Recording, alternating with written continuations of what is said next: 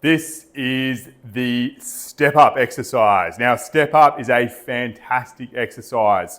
It primarily takes that front leg, the leg that's up on the box first, through a huge range of motion, both at the knee and the hip. So it's working a heck of a lot of quads and a heck of a lot of glutes and adductors in particular. Really, really good exercise. And typically, people who do a lot of squats, for instance, may not ever get their leg through this sort of range of motion. Same goes for like a Bulgarian split squat, which is an alternate exercise here. If you've got a box or something high that you can step up onto, which hopefully most people do, then it then is up to what weight you've got available to you as to how you're going to do this exercise. There's a couple of technique options here, so pay close attention. Now, firstly, you've got two reasonably heavy kettlebells or dumbbells, or you've got a big heavy backpack. That's always an option here to add load as well. Then you can really drive off that bottom leg and use the top leg. So you're going to drive and push and try and get all the way up to straight on the working leg.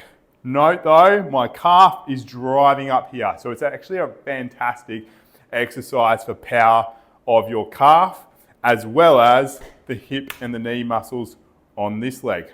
All right, so driving up to straight, stepping up, and then really control your way back down again as well. Be careful not to land too heavily on that foot, especially if you haven't done these for a long time, because you can cause a lot of stress through that leg. Now, if you are limited by equipment here, say you don't really have much in the way of weight, you can always improvise. Hold something heavy, put something heavy on your back.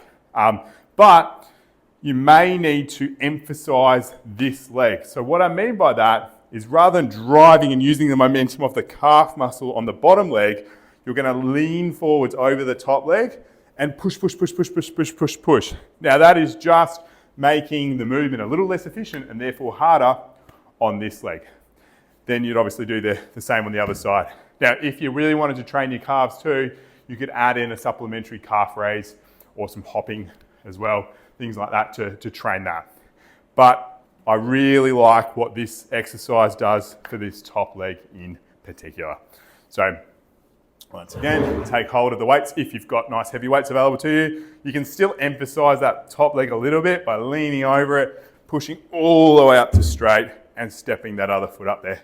And you're going to work all the way until, usually I'm going to put a rep range with this exercise. So work to that point where you feel like you've got the prescribed RPE or reps in reserve. So often it's going to be an RPE 8, leave 2 reps in the tank.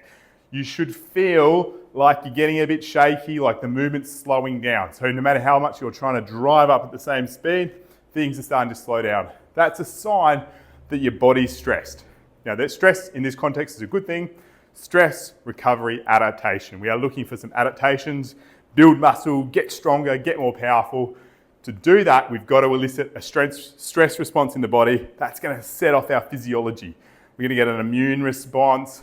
We're going to get a hormonal or endocrine response. We're going to get an inflammatory response. That's going to drive our body into action. Then you have that appropriate rest and recovery.